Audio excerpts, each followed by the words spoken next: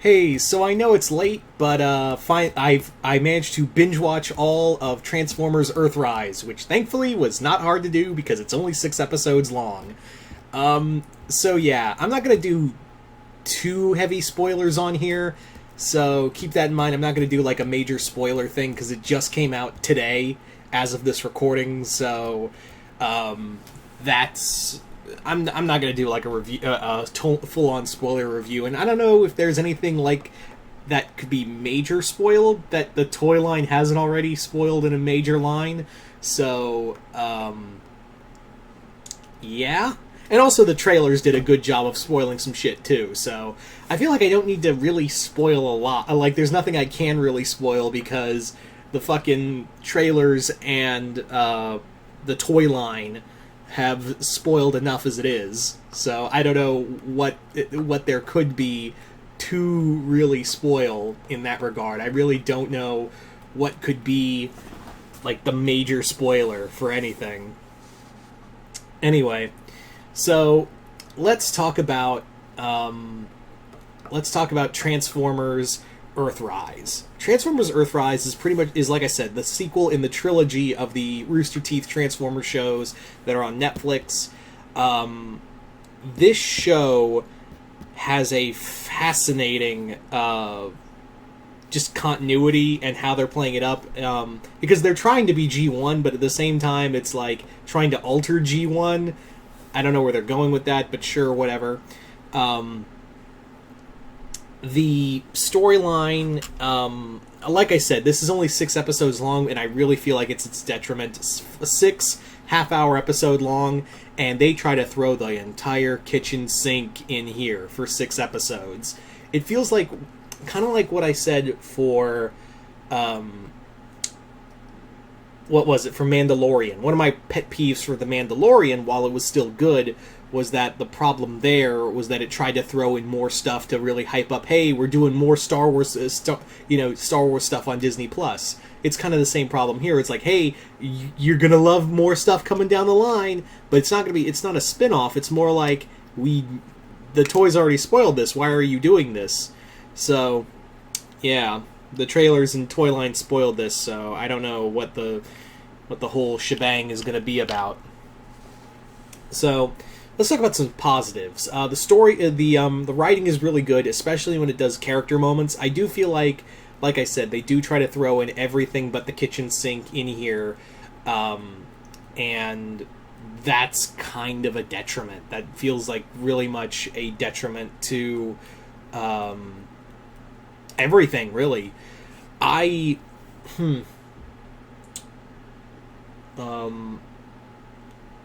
feel like this should have been at least. I think last season was a little bit longer, but no, this is 6 episodes, 6 half-hour episodes, and I feel like this could have benefited from at least one more, if not 2 more episodes. So we're dealing with all these different plot lines. And while, like I said, I do like the character stuff, especially with Megatron and Optimus, that's where I feel like the real core of the story goes, is that the main focus is very much on Optimus and Megatron and their relationship, essentially, of where those characters go and where they're going to go.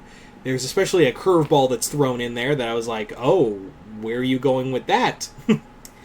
I also especially loved how in this universe, we really get to see more of Megatron and like that kind of slow decline he went from in like being this freedom fighter to essentially becoming the tyrannical warlord we know and fear him to be.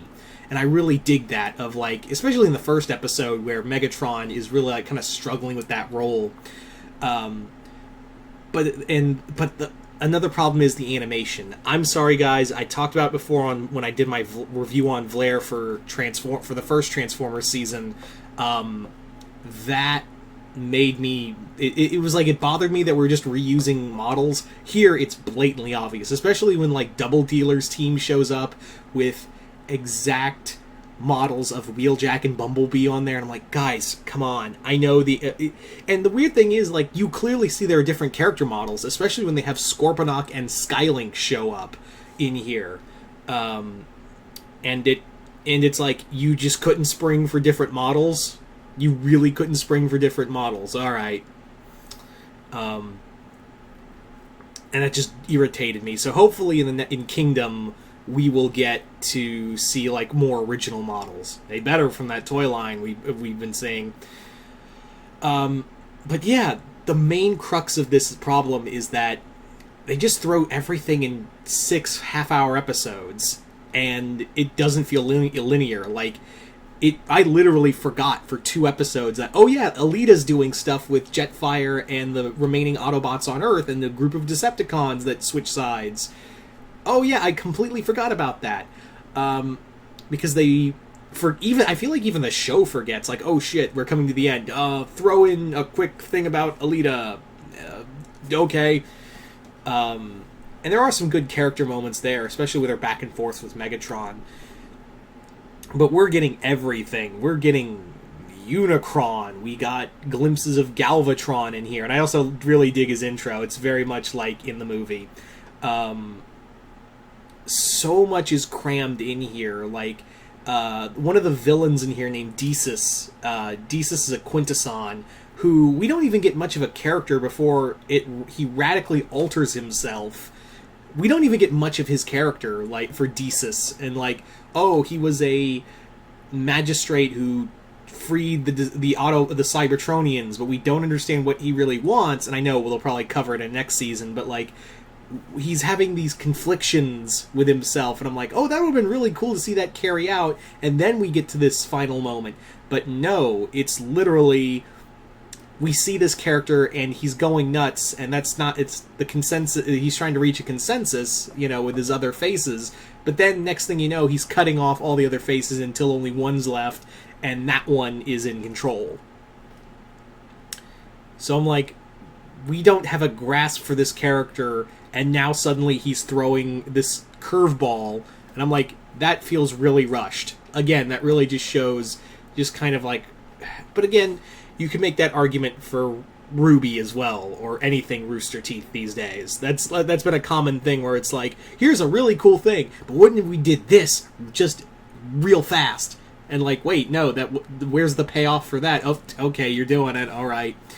And I know, you know, Ruby fans can agree with me, that's been a running thing where it's like, you just really want to get from point A to point B real fast and not really build it up or have a character moment for it. But yeah. But I will say there is some great moments in here. I think when it's not trying to focus on the plot and focus on the characters, that's where the characters really shine. But at the same time, it tries so hard to throw everything at you. It's like, it just tries to nostalgia bomb you out of existence. And that's where I feel like it really hurts the show. So, that was a major problem for me. But I will say, God damn it, I can't help but go, yes, when I saw that final scene in the end of the series. Or season, excuse me. And my inner Transformer fan couldn't help but nerdgasm a bit when I was watching some of the scenes. But at the same time, I'm like, this just feels like we're doing a Star Wars Rise of Skywalker thing, where we're just trying to throw in as much nostalgia we can to gloss over the fact that this is kind of a weak story. Because it feels way too cramped for 6 episodes. This was, like I said, I feel like it could have benefited from maybe 1, maybe 2 episodes. Hell, even 10 episodes. Like, maybe this should have been 10 episodes. I would have given that. But we don't get that.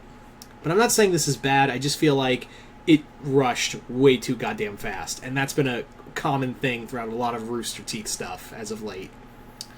So, you guys tell me in the comments below, if you watched Transformers Earthrise, what did you guys think of it? Like it, hate it, just comment below, let me know. And once again, I'm Mr. Multiverse. I will see you next time in the Multiverse.